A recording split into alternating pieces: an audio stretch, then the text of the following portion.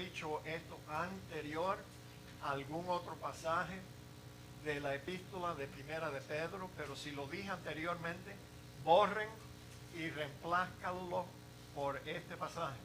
Este pasaje es el pasaje más profundo, más difícil, más extenso, abarca muchas grandes verdades y entonces es por eso que hemos tenido que dividirlo en 3 partes. Todavía hay una parte más para la semana que viene.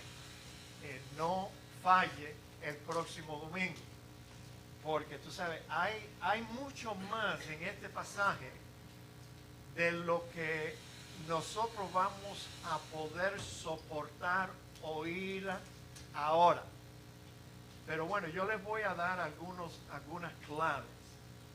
Tú sabes, por algo el Señor, mire, no hay nada en la Biblia por gusto, no hay nada en la Biblia de más, no hay nada en la Biblia por error o por equivocación. Por algo el Señor dijo que como en los días de Noé iba a ser el ambiente cuando Cristo venga por la iglesia. Así que yo les ruego, yo sé que durante este estudio aún de este domingo, el próximo domingo ustedes van a estar dando brincos y saltos en el asiento por las cosas que vamos a compartir con ustedes. Pero es posible que este domingo ustedes van a decir, bueno, ¿y qué tiene que ver esto conmigo, pastor?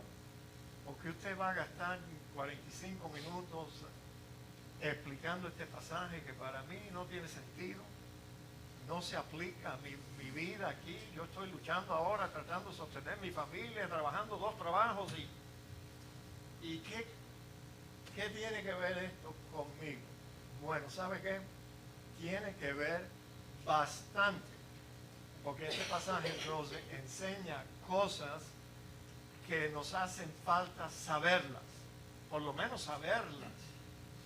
Y yo no quiero que ningún miembro de esta iglesia algún día tenga que pararse delante de Dios y quejarse. Es que nadie me dijo, Señor. No. Vamos a tratar de decírtelo y esperamos que tú lo puedas recibir. Estamos en Primera de Pedro, capítulo 3, 18 al 22. Un pasaje bien profundo. Aquí está la lectura. Pónganse de pie, les ruego. Y el hermano Alonso nos va a guiar en la lectura de este pasaje de nuevo.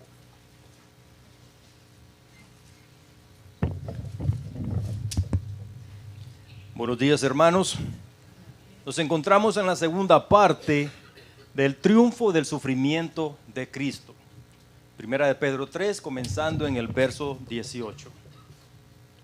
Porque también Cristo padeció una sola vez por los pecados, el justo por los injustos, para llevarnos a Dios, siendo a la verdad muertos en la carne, pero vivificados en espíritu, en el cual también fue y predicó a los espíritus encarcelados, los que en otro tiempo desobedecieron cuando una vez esperaba la paciencia de Dios en los días de Noé, mientras se preparaba el arca, en la cual pocas personas, es decir, 8, fueron salvadas por agua.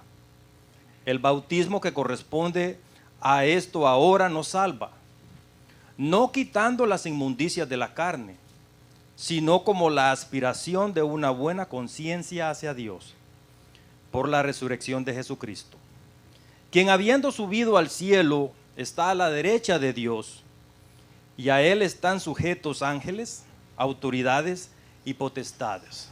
Amén. Amén. Gracias, mi hermano Alonso. Oremos, hermano. Padre, gracias te damos una vez más, Señor, que tenemos ahora esta oportunidad que tú nos brindas cada semana de poder abrir tu palabra, Señor, y estudiar de sus páginas, recibir la instrucción que necesitamos y el alimento espiritual que también nos hace mucha falta. Te damos gracias, oh Dios, que tú en tu soberanía y en tu mente infinita supiste que tu pueblo iba a necesitar un libro, un tomo de varios libros para guiarnos a nosotros en esta vida. Te damos gracias por tu palabra. Decimos que ella nos ha transformado también por medio de tu Espíritu, que nos ilumina para poder comprender las verdades que tú nos revelas en ella. Y te pedimos que esta mañana todavía, Señor, nos alumbres y nos ayudes para poder captar este pasaje difícil que tenemos por delante. Te lo pedimos en el nombre de Cristo Jesús. Amén. Amén. Tomen asiento, mis amados hermanos. Fíjense, vamos a reducir nuestro pasaje un poquito aquí. El sermón victorioso de Cristo. Fíjense lo que dice, porque también Cristo padeció, el hermano lo acaba de leer, es el mismo pasaje, una sola vez por los pecados. ¿Se acuerdan que ya estudiamos eso la semana anterior?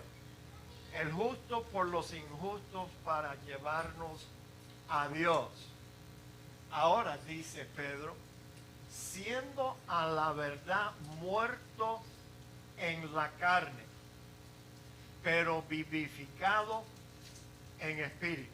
Ustedes no se pueden imaginar en este momento lo que esta oración tiene allí. Increíble las verdades, pero a mis amados hermanos, que Dios nos ayude hoy a ser fiel a la interpretación de su palabra. No me da pena decirles a ustedes que yo tuve que depender extensamente del comentario de John MacArthur sobre la primera epístola de Pedro para poder. John MacArthur es mi mejor amigo. I never said that. Yo nunca dije, yo lo he dicho. Él es mi mejor amigo porque él me ayuda en todos mis sermones. Me ayuda. Es más, a veces ya yo he llegado a que yo no me atrevo a exponer un pasaje de la Biblia sin chequear con mi amigo John MacArthur. Es el erudito más excelente, y yo creo que Dios levantó a John MacArthur para que él pudiera ayudar a pastorcitos como yo, que iban a necesitar ayuda comprendiendo la palabra de Dios. Yo me alegro que yo estoy viviendo en esta época. John MacArthur es viejito ya. Oren por él para que Dios lo siga utilizando. John MacArthur aquí en los Estados Unidos, a través del mundo, ha tenido la influencia, el impacto más grande para que la iglesia regrese a las doctrinas de la gracia, de la reforma, que ningún otro teólogo que ha habido o que va a haber. Así que lo recomiendo a él y a sus libros. Este pasaje, mis amados hermanos, nos ayuda a resolver varias ideas erróneas acerca de Jesús y de los creyentes cuando morimos. Fíjense, no te ibas a imaginar, ni yo tampoco, pero muchos de los críticos de Jesús, él siempre ha tenido críticos, siempre ha tenido gente que ha tratado de negar sus milagros, han tratado de negar su muerte y su resurrección, pero muchos de los críticos que, oye, desde hace 2000 años y todavía a través de toda la era de la iglesia y todavía en el día de hoy, usted puede tropezar con un judío rabino aquí en la ciudad de North Miami Beach que te va a cantar la misma historia que yo te voy a decir ahora. Ellos dicen que el Señor Jesús realmente no murió en la cruz. Él no murió, él no estaba muerto, sino que perdió el conocimiento y lo enterraron en un estado de semicoma, y luego la frialdad de la tumba lo despertó y él mismo se quitó los lienzos y por eso salió de la tumba. Él no murió, y no resucitó. Y con esa historia sus críticos no solamente niegan la muerte de Jesús, pero también su resurrección. Pero noten lo que Pedro, importante que haya sido Pedro, porque no pudiéramos hablar de Pablo como podemos hablar de Pedro, porque Pedro fue un testigo ocular de la muerte de Cristo y también de su resurrección. Pablo no lo fue. Él vio al Cristo resucitado después, tú sabes, algunos años después. Pero Pedro estuvo allí de lejos, tú sabes, por temor, cobarde ese pescador, y se apartó porque no quería sufrir la misma suerte que el Señor Jesús. Pero él estuvo allí. Y él dice, fíjate, testigo ocular, y él dice, siendo a la verdad muerto en la carne. Con esa expresión, Pedro nos está diciendo que Jesucristo murió físicamente. Él murió en la carne, físicamente. Ahora, el apóstol Juan, usted puede leer su evangelio en el capítulo 19, y allí usted puede leer la historia de los soldados romanos que vieron que ya estaba cayendo la tarde y el próximo día era un sábado especial de la Pascua. Entonces ellos quisieron apresurar la muerte de los tres crucificados y comenzaron a partirle los huesos de las piernas a los que estaban ya crucificados, porque de esa forma ellos no podían afincarse sobre la cruz, sus pies clavados en la cruz, pero ellos trataban de subirse para poder llenar sus pulmones de aire. La muerte de cruz es una muerte muy terrible, muy horrible, pero la muerte es por asfixia, no por pérdida de sangre. No fueron los clavos que causaron la muerte del Señor Jesucristo, la asfixia. Y Pedro nos dice que murió físicamente. Juan nos dice que cuando llegaron a Jesús para quebrarle las piernas, el soldado vio que ya Jesús estaba muerto. Entonces, por eso no le quebraron ningún hueso, como había sido profetizado de que ningún hueso de Jesús iba a ser partido.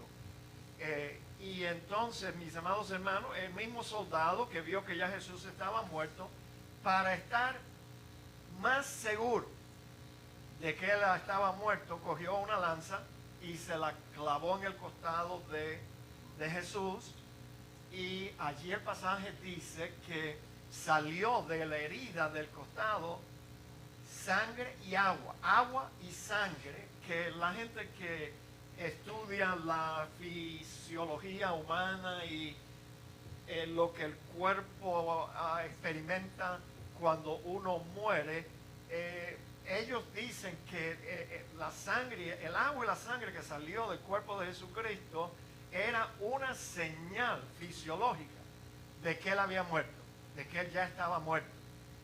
Y entonces, pero la frase que sigue diciendo, fíjate, muerto en la carne, pero Pedro luego dice, pero vivificado en espíritu. De nuevo, ustedes no se pueden imaginar, ni yo tampoco, el significado tremendo de esa expresión. Y bueno, ustedes siempre me han oído decir, ya me oyeron decirlo una vez esta misma mañana, que en la Biblia no hay nada por gusto, no hay nada que no fuera necesario, no hay nada que está allí, tú sabes, de más o por equivocación. No, todo lo que está en la Biblia es importante, por eso Dios lo puso allí. Entonces la frase que nos dice que Jesús fue vivificado en espíritu nos ayuda a nosotros a comprender que Jesús no se quedó en la tumba después de su muerte física. No, murió físicamente, pero fue vivificado. No sé si fue instantáneamente, probablemente lo fue, yo no sé. Un día todos vamos a saberlo. Si fue en el instante que él murió físicamente y él puso su espíritu en las manos de su padre. ¿Se acuerda que él dijo: Padre, en tus manos yo te entrego mi espíritu? Y con eso murió. Bueno, Jesús no se quedó en la tumba. No. Su cuerpo estaba allí. Ahora, hay algunas sectas que enseñan la doctrina del sueño del alma, que yo las rechazo totalmente y le aconsejo a ustedes que las rechacen también. Yo creo que esa es una doctrina insostenible, y no solo insostenible, pero es una doctrina que la palabra de Dios la echa a tierra, la elimina. No es posible, pero los adventistas del séptimo día creen en el sueño del alma.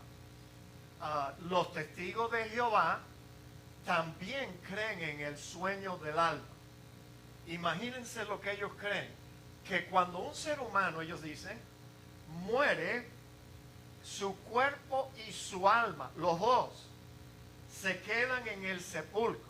Qué cosa más horrible. A mí, nada más que de pensarlo, a mí me da, tú sabes, ganas de rechazar esa idea.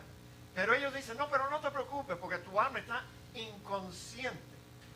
Tú no vas a saber que estás ahí atrapado en ese féretro, 6 pies debajo de la tierra. No te preocupes. Tú no vas a ver nada, no vas a sentir nada, porque tu alma va a estar como si estuvieras allí dormida en el sepulcro. Señor, yo puedo pensar en miles de lugares donde yo quisiera quedarme dormido, pero no en el sepulcro, ¿ok? No allí. Pero bueno, el sueño del alma. Y la razón por la cual los testigos de Jehová creen en el sueño del alma es debido a que el señor Russell, el que comenzó la secta de los testigos de Jehová, él fue adventista del séptimo día antes de comenzar la secta de los testigos de Jehová. Esas dos sectas, no sé si habrá otras, creen en el sueño del alma. Nosotros no creemos eso ni por un momento. Pero ¿cómo íbamos a creer? Tú sabes que nosotros no nos quedamos en el sepulcro. Si Pedro no hubiera escrito estas palabritas: a la verdad, muerto en carne, pero vivificado en el espíritu. Si esa expresión, dos expresiones, no estuvieran en la Biblia, ¿cómo fuera posible que nosotros íbamos a creer que en el momento de nuestra muerte nosotros no nos vamos a quedar en el sepulcro? No, nuestro espíritu, porque el Señor Jesucristo, dicho sea de paso, fue como nuestro precursor en la promesa de Dios de darnos vida después de la muerte. Él fue el primero que experimentó eso. Murió físicamente, pero luego su espíritu fue librado de su cuerpo y él fue a predicarle a los espíritus. Interesante, interesante. Ahora fíjate, tenemos otras pruebas. Te digo, no es posible para un cristiano que realmente está prestando atención a lo que la Biblia literalmente enseña, para que lleguemos a la conclusión que el sepulcro es nuestra morada hasta la resurrección. No, señor. Pedro escribió en 2 Corintios 5:6: así que vivimos confiados siempre, y sabiendo que entre tanto que estamos en el cuerpo, estamos ausentes del Señor, porque por fe andamos, no por vista. Pero confiamos, y más quisiéramos estar ausentes del cuerpo, noten lo que dice, y presentes al Señor. el creyente no se queda en el sepulcro, durmiendo allí, sino que cuando morimos, vamos a la presencia del Señor. ¿Y dónde está el Señor en este momento, señores? No está en el sepulcro, no, ni en el de Él, ni en el nuestro tampoco. Él está a la diestra del Padre. Yo creo que Pedro lo dice también en el pasaje. Y entonces, mis amados hermanos, no pudiéramos tener ninguna confianza en el hecho de que cuando morimos y estamos ausentes del cuerpo, vamos a estar en espíritu presentes al Señor, si Pedro no hubiera escrito estos versículos. Si nuestro Señor no hubiera estado vivificado en el espíritu después que estuvo muerto en la carne, tampoco pudiéramos creer lo que el apóstol Pablo escribió. Fíjate. Porque para mí el vivir es Cristo. ¿Qué expresión más magnífica? Tiene que ser una de las expresiones de un cristiano más magnífica, más significante. Para mí el vivir es Cristo. Y el morir es ganancia. Ahora, me toca preguntarles a ustedes, ¿para qué usted vive? ¿Cuál es el propósito de su vida? ¿Cuál es la cosa primordial en su vida? Si usted me dice, yo vivo para mí, pastor, yo vivo para mí, mis gustos, mis deseos, yo vivo para mí. Si para eso es lo que tú vives, tú no vas a poder decir que después de la muerte tú vas a experimentar ganancia. No, porque los gusanos tuyos te van a comer toda tu carne y van a dejar tus huesitos ahí peladitos. Y si tú viviste para ti, that's it. Cuando tú mueres se acabó. That's it. Si tú me dices, pastor, yo vivo para mi familia, pastor. Para eso yo trabajo, para eso yo me esfuerzo, mi familia, mi familia. Bueno, déjame decirte, si ese es el propósito de tu vida, también en la muerte tú vas a sufrir pérdida. Porque tu familia se va a quedar en la tierra y tú, ¿a dónde vas? De la única forma en que vamos a poder decir con toda franqueza y toda realidad de que para mí el vivir es Cristo. Y es por eso que para mí el morir es ganancia. Es ganancia. Ahora, qué bueno es tener esa confianza, esa esperanza. Cuando tú estás ahí en el lecho de tu muerte, que tú puedas recitar ese pasaje facilito. Díganlo conmigo. Para mí, el vivir es Cristo y el morir es ganancia. Así que yo no quiero verte lloriqueando ahí en el lecho de tu muerte diciéndome a mí que tú no quieres morir. ¿Qué es eso? ¿Qué es lo que te pasa? Morir es mejor, es ganancia. No se vayan a suicidar esta tarde, por favor. Me van a buscar un tremendo problema. Pero tú sabes, el pasaje dice, mas si el vivir en la carne resulta para mí en beneficio de la obra, Pablo estaba afrontando la posibilidad de su propia muerte y él estaba en estrecho, porque de ambas cosas estoy puesto en estrecho, teniendo deseo de partir y estar con Cristo, dijo Pablo, lo cual es muchísimo mejor. Pero noten esta palabrita, este verbo, partir, teniendo deseo de partir de este mundo. ¿Cómo vamos a creer que yo me voy a quedar en el sepulcro? No. Eso es para los adventistas. Déjalo que ellos sigan pensando así. No. Pero aún los adventistas, que dicho sea de paso, la secta de los adventistas del séptimo día es la secta más evangélica. Todas las demás son horribles. Ahora, yo no estoy recomendando a los adventistas del séptimo día, por favor. Ellos tienen a la profetisa Ellen G. White. No. Y tienen otras doctrinas erradas. Y ellos mezclan ley con gracia. No. Pero hay muchos adventistas que son salvos. Y entonces cuando ellos sean vivificados en espíritu, ellos se van a dar cuenta. Caramba, el sueño del alma no funciona, no era así. nos equivocamos. Pero bueno, ¿por qué Pedro dice aquí que Jesús murió en la carne, pero fue vivificado en el Espíritu, señores? Nosotros nos han enseñado que Cristo es eterno, ¿no es cierto?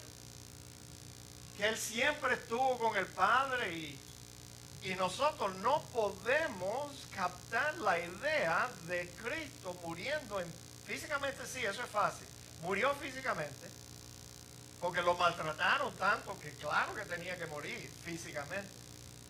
Pero señores, cuando Pedro dijo que el Señor fue vivificado en el Espíritu, la frase vivificado en el Espíritu implica que su espíritu estaba muerto y fue vivificado. Fíjate que Pedro no dice muerto en la carne, pero vivo en el Espíritu. Si él se hubiera expresado así, entonces sí pudiéramos pensar que la eternidad de Cristo nunca fue interrumpida, que Él siempre estuvo vivo en el Espíritu. Pero Pedro no dijo que Él estaba vivo en el Espíritu, sino que Pedro dijo que Él fue vivificado. Eso tiene un significado tremendo, mis amados hermanos.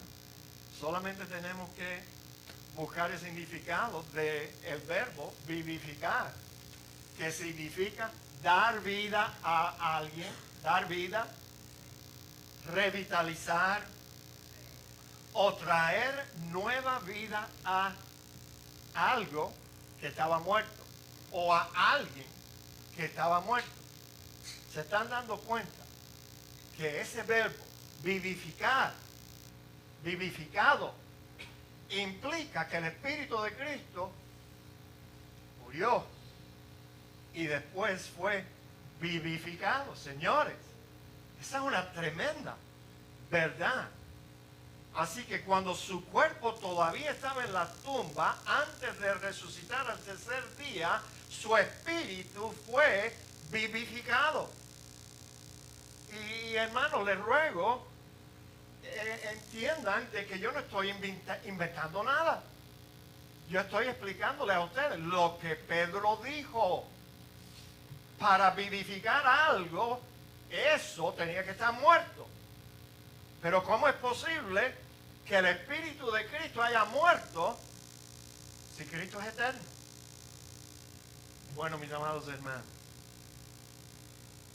una de las verdades que escapa a la mayoría de los cristianos es que unos momentos antes de morir físicamente, nuestro Salvador, nuestro Señor Jesucristo, murió espiritualmente allí en la cruz y nadie se dio cuenta. Nadie se dio cuenta. Ninguno de los discípulos se dio cuenta. Pedro no se dio cuenta. Él entendió esto después. Por eso él escribe: muerto en la carne, pero vivificado en el Espíritu. Y mis amados, eso sucedió cuando Dios, en el instante que Dios cargó sobre él el pecado de todos nosotros que alguna vez íbamos a creer en él, fue en ese instante cuando Cristo clamó en arameo, y está en la Biblia, ustedes lo pueden leer: Elí, Elí, lama sabactani, que traducido es, la misma Biblia nos lo traduce: Dios mío, ¿por qué me has desamparado? Ahora, mis amados hermanos, fíjense, ¿por qué él dijo eso? Y lo dijo con una expresión, una pasión, que yo no puedo hacerlo igual o ni parecido. Pero fue algo que Cristo sintió dentro de sí mismo en el instante que Dios cargó en él el pecado de todos los que iban a creer en él. Que él sintió una separación que él nunca había experimentado antes en la eternidad pasada, ni durante su vida humana. La muerte espiritual, dicho sea de paso, es cuando un ser humano está separado de la presencia de Dios. Todos los seres humanos nacen así, muertos espiritualmente para con Dios, muertos. Por eso Pablo dijo que estando muertos en nuestros pecados, Él nos dio vida. O sea, vivificó nuestros espíritus, que estaban muertos para Dios, separados de Dios. Ahora, una cosa extraña, fíjense, yo les acabo de decir a ustedes, y ustedes no lo captaron, de que estar muertos espiritualmente, estar separados de Dios. Pero nosotros no andamos en el mundo. Usted no va a tropezar con gente aquí en las calles de Miami gritando: ¡ay, Dios mío, ¿por qué me has desamparado? ¿Verdad que no? Nosotros no andábamos así antes, cuando estábamos muertos espiritualmente, separados de Dios. Ninguno de nosotros decía: ¡ay, Dios mío! Ya yo no siento tu presencia dentro de mí. Dios mío, ¿qué es esta cosa extraña? ¿Por qué me has desamparado? ¿Sabe por qué usted no encuentra a los inconversos? Ni a nosotros tampoco. Antes de conocer a Cristo, gritando: Dios mío, ¿por qué me has desamparado? Por la triste realidad de que uno no extraña lo que uno nunca tuvo. Es por eso que no nos habíamos dado cuenta que estábamos muertos espiritualmente para con Dios. Por eso no andábamos en el mundo como Cristo en la cruz, gritando: ¡ay, pero Dios mío! ¿Por qué tú me has desamparado? Ahora, la mayoría de la gente piensa que Cristo dijo eso porque Dios lo había abandonado para que los hombres lo crucificaran. Pero ¿cómo vamos a poder creer eso, señores? Si los mismos discípulos de Cristo le dijeron: Señor, pero tú quieres ir a Jerusalén, esa gente te quiere matar. Y uno de los evangelios dice que su rostro estaba firme, no le pudieron detener o convencer de que no fuera allí. No, el Señor fue a Jerusalén porque Él sabía que tenía que morir. Lo que no sabía, Él sabía que Él allí iba a morir espiritualmente también. Pero lo que Cristo no sabía, porque Él nunca había tenido esa experiencia. Nuestro Señor Jesucristo vivía, ¿tú sabes lo que es? En una comunión íntima con Dios por medio de su Espíritu. My goodness, cada vez que Cristo abría su boca para hablar de su Padre, uno pudiera pensar que Cristo pensaba que su Padre estaba ahí, a su mismo lado. Pero Cristo sabía que Él no le tenía temor a la muerte física, mis amados hermanos. ¿Cómo vamos a pensar eso? Si Él hubiera sido un cobarde como nosotros, porque si a mí me dicen: oye, pastor, no vayas al banco ahí porque va a haber un tiroteo y te van a balear a ti, yo voy a todos los lugares más lejos del banco. No es cierto, de mi banco. No. Oye, pero que te digan: Señor, tú estás loco, tú no sabes que te quieren matar. Y aún así Él estaba fijo, sabía que ese era su destino, sabía que era el propósito de Dios, sabía que para eso Dios lo había enviado. Así que Él no le tenía temor a la muerte física. Por eso el Señor pudo decirle a sus discípulos, para que ellos no tuvieran temor a la muerte tampoco. Les dijo en Mateo 10:28: y no temáis a los que matan el cuerpo. No tengas miedo a mí. Si eso es lo peor que un hombre puede hacerte, no le tengas miedo. Porque si un hombre te mata, o una mujer, acuérdense, porque a veces son las mujeres las que agarran una pistola y ¡bum! Y después dicen: no, es que él me había abusado toda la vida y me había maltratado y por eso yo lo maté, y la dejan salir libre. Pero, mis amados hermanos, no tengan miedo a los que matan el cuerpo, más el alma no pueden matar. Temer más bien a aquel que puede destruir el alma y el cuerpo en el infierno. A él sí temer.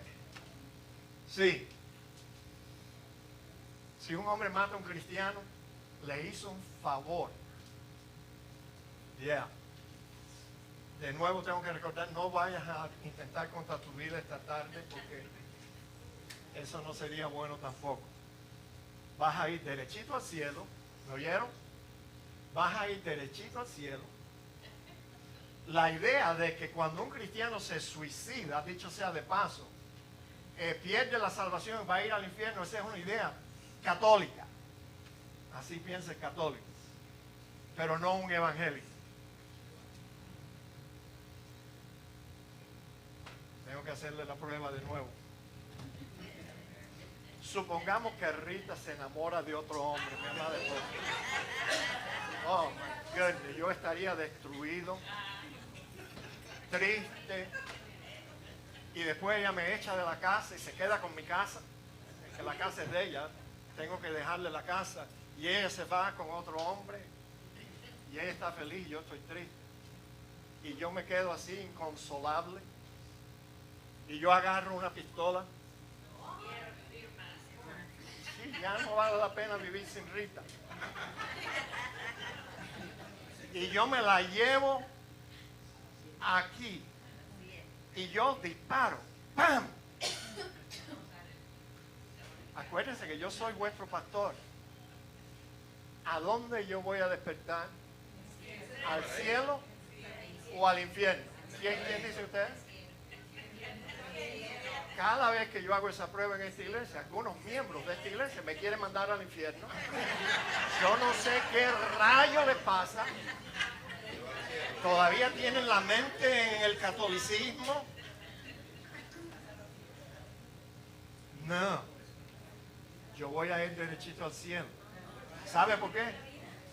Porque la salvación genuina, auténtica, nunca se pierde.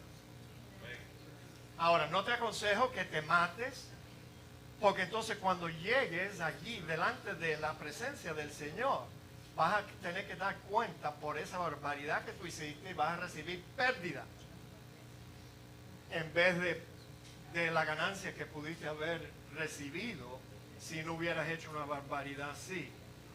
Pero mis amados hermanos, el Señor Jesucristo no le tenía ningún temor a la muerte física, pero Él sí le tenía terror a la muerte espiritual. Y Él sabía que eso también lo esperaba a Él allí, pero tenía que hacerlo. Tenía que hacerlo.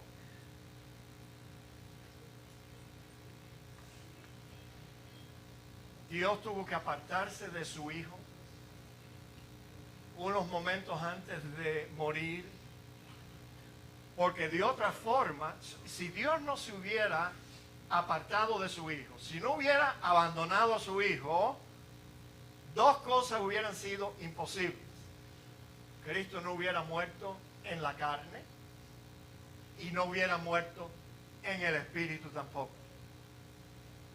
Porque la vida es la presencia de Dios en comunión con los seres humanos. Eso es la vida. Eso es la vida. Y el que no tiene esa comunión con Dios, no tiene la vida, dijo Juan.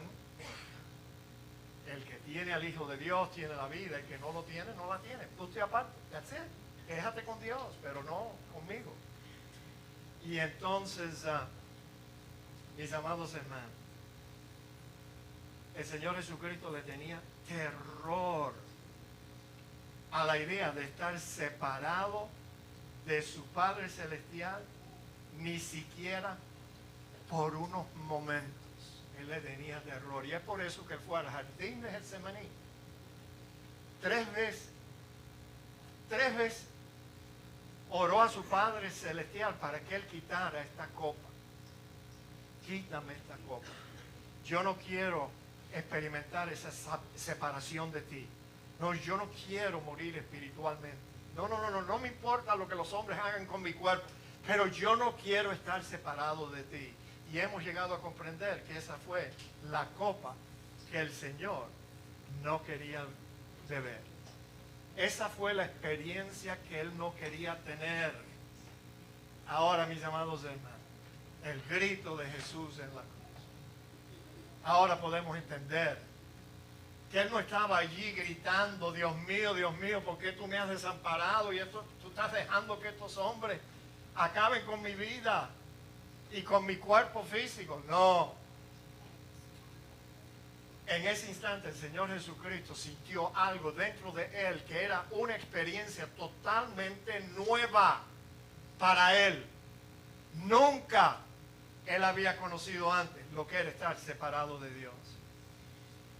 Y para alguien que tuvo esa comunión con Dios por toda la eternidad pasada y durante sus años de vida humana, para el Señor Jesucristo fue la cosa más horrible,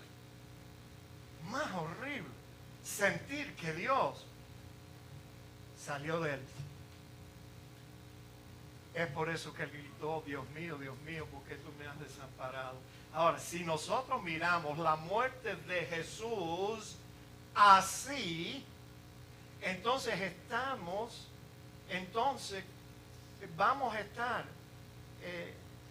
conscientes realmente y vamos a poder comprender el sacrificio que Jesucristo hizo por nosotros. Él murió espiritualmente unos momentos antes de morir físicamente. Y tú sabes que yo creo que por eso él murió físicamente. Por eso, después que él gritó, Dios mío, ¿por qué me has desamparado? No. Él experimentó esa muerte espiritual, pero enseguida la próxima cosa que dijo, Dios mío, yo no quiero vivir así. Si la vida es vivir separado de ti, ya yo no quiero vivir más. Y por eso dijo, Padre, en tus manos, sí, sácame de aquí. Y entonces enseguida murió. Solo llevaba 6 horas colgado en la cruz. Bueno, eso ya es demasiado. Pero se suponía que los crucificados amanecieran al otro día todavía ahí, clavados a la cruz. Y es por eso que le tuvieron que partir los huesos a las piernas a los otros 2 para que murieran más pronto. Pero no, el Señor Jesucristo no quería vivir separado de su Padre Celestial. Oye, ojalá nosotros tuviéramos el mismo sentido. No, Padre, yo no quiero. Yo no quiero jamás. Después de haberte conocido, yo no quiero jamás hacer algo que me separe de tu presencia. Ni siquiera por un momento. Entonces, mis amados hermanos, yo creo que todos nosotros podemos salir de aquí en esta mañana apreciando más el sacrificio de nuestro Señor Jesucristo. Él murió la peor clase de muerte. Experimentó algo que para él era la copa más amarga que Dios le dio para beber. Estar separado de su Padre Celestial. Pero note, Pedro dice que después que murió en la carne, Pedro dice que fue vivificado en el espíritu. Ya vimos eso. Su espíritu estaba muerto y es por eso que él fue vivificado en espíritu. Ahora, la Biblia dice que a veces nos dice que Dios lo levantó de los muertos. We can look at it that way, no hay problema. Pero también tenemos que entender que Cristo dijo, a mí nadie me quita la vida. Yo tengo poder para entregarla, como también yo tengo poder para volverla a tomar. Así que no nos fijemos en eso. Fijémonos más bien en que Él entregó su vida espiritual y física y lo hizo por nosotros, personas que no valían la pena. No valían la pena. Pero Pedro ahora dice, en lo cual también, y esa frase se refiere a lo que ocurrió con su espíritu ya vivificado, mientras su cuerpo físico todavía estaba muerto en el sepulcro, en la tumba. O sea, en su espíritu vivificado, el Señor no se quedó allí como enseña la gente del sueño del alma, sino que Él fue vivificado y también dice Pedro, fue y le predicó a los espíritus encarcelados. ¿Sabían ustedes que para la religión católica, Pedro es el héroe de la doctrina católica?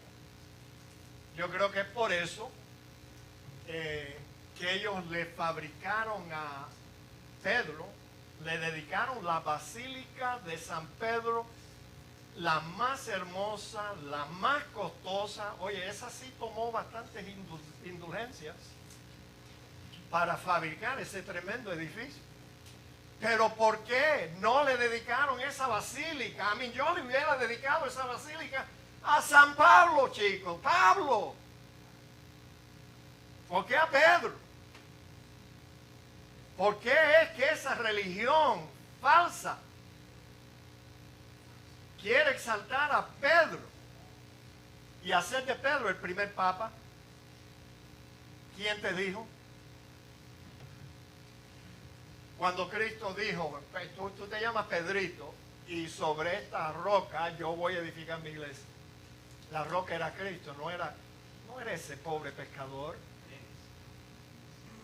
Y si Pedro fue el primer papa, déjame decirte, hay un problema, porque Pedro, ¿se acuerdan que Pedro, como yo, tenía una suegra? Y para tener una suegra, ¿verdad, hermano? Con suegra, tú tienes que estar casado. ¿Cómo es eso? Que el primer papa va a ser un hombre casado. ¿Qué es lo que vamos a inventar? ¿Lo divorciamos de su esposa para cuando él se llegó a ser papa? ¿O él la abandonó para ser el primer papa? Pero tú sabes por qué los católicos están enamorados con Pedro. Pablo les crea a ellos más problemas, a la doctrina católica. Porque Pablo echa a tierra el fundamento de la fe católica, que es el libre albedrío. Sí, cuando tú quieras, tú puedes aceptar a Cristo. Y si no quieres, no lo aceptes. Porque Dios está allá arriba en el cielo, el Dios grande, maravilloso, creador del cielo y de la tierra y de todo lo que hay. Él está allá arriba con los brazos cruzados, frustrado, esperando que unas criaturas que son más pequeñas que las pulgas vuelvan a Él. En cambio, Pablo le echa tierra a esa idea. Entonces ellos no iban a querer elevar a Pablo y fabricarle la catedral más grande, más hermosa a Pablo. No, Señor. Nosotros encontramos más afinidad con Pedro. Sí, porque fíjate, Pedro dice que él fue y le predicó a los espíritus encarcelados. Ahí está el purgatorio. Así podemos sostener la idea del purgatorio. San Pedro, ¡yay!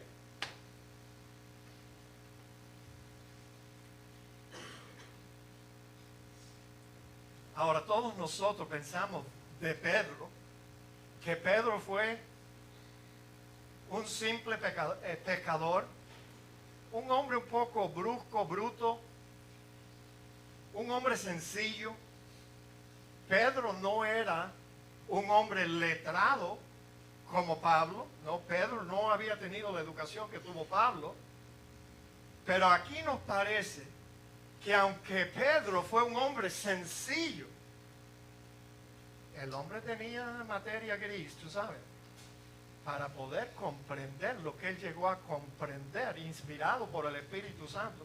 Porque te digo, mis amados hermanos, Aquí vemos a Pedro ondeando en las aguas más profundas de la teología, que uno nunca hubiera esperado de un pescador, de un mero pescador. Ahora, ¿quiénes eran esos seres cautivos a quien el Señor le fue a predicar? Bueno, el verbo traducido, predicó, en el idioma en que Pedro utilizó para escribir esta epístola, significa que Cristo enseñó o anunció su triunfo como un heraldo. Este verbo no sugiere que Jesús fue a predicar el evangelio a las almas encarceladas allí en el supuesto purgatorio. Porque si Pedro hubiera querido decir que Cristo fue a predicarle a esos espíritus encarcelados allí, predicarles el evangelio, Pedro hubiera utilizado una forma del verbo evangelizo en griego. Pero él no dijo que el Señor fue allí a evangelizar, evangelizo, no. Sino que él fue y le predicó, le anunció. Y John MacArthur nos ayuda diciendo, Cristo fue a proclamar su victoria al enemigo, anunciando su triunfo sobre el pecado, la muerte, el infierno y los demonios y Satanás. Triunfó, sí, mis amados. Desde la caída, Satanás y los demonios han tratado de, existe un conflicto entre las fuerzas angelicales del bien y las fuerzas angelicales del mal. Y esto tiene consecuencias muy dinámicas en la vida nuestra, aún actual. Después de la aparente victoria del diablo, tú no sabes que él allí, presenciando la crucifixión de Cristo, él dijo, ajá, lo eliminamos.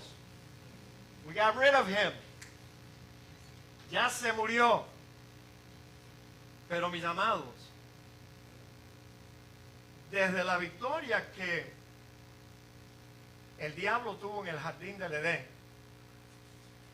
induciendo a Eva y después a Adán de comer del fruto prohibido, ese mismo día Dios prometió al diablo, se lo prometió, su destrucción final. Su destrucción final. Porque él le dijo, el descendiente de la mujer, tú lo vas a herir en el cascañal, pero él te va a aplastar la cabeza. Te recomiendo, si algún día tú quieres matar una serpiente venenosa, no le vayas a cortar la cola con un machete, porque si tú le cortas la cola a una serpiente con un machete, esa serpiente va a sanar y tú sabes que, chico, le va a crecer otra cola. Ella misma va a producir otra cola y tú no has matado a la serpiente. Por eso dice, tú quieres matar a una serpiente, le tienes que aplastar la cabeza con una piedra o cortarle la cabeza. Si no, la serpiente va a seguir viviendo. Por eso el Señor le dijo a la serpiente en el jardín, no, él te va a aplastar la cabeza. Y tú nada más que le vas a poder herir el cascañal. Mire lo que escribió Juan. El que practica el pecado es del diablo. ¿Oyeron eso? Amados miembros de la iglesia bautista en Cristo. El que practica el pecado es un hijo del diablo. Porque un creyente no puede vivir así. El que vive así está demostrando a lujo de detalle que no es de Dios, que no ha nacido de Dios. No. Porque Dios no va a permitir a un cristiano vivir así, practicando el pecado. Pero no se asusten. Aquí en la iglesia bautista en Cristo, yo no me entero de todo lo que sucede, pero de algunas cositas sí. Y yo a veces tengo que arrancarme la cabeza y decir, pero ¿cómo es posible que ese hermano o esa hermana que profesan ser cristianos, genuinos, puedan vivir así, ignorando a Dios, ignorando sus leyes, pecando a todo tiempo, pecando todos los fines de semana? Y luego yo veo su rostro aquí en la iglesia el domingo en la mañana. ¿Cómo es posible? ¿Qué es lo que le pasa a un cristiano que vive así? Bueno, Juan nos ayuda a entender. Él dice, el que practica el pecado es del diablo. No le busques otra vuelta. Es un hijo del diablo. Porque el diablo peca desde el principio. Para esto apareció el Hijo de Dios. Para deshacer esa obra del diablo sobre la vida que Dios quiere salvar. Lo libra del pecado.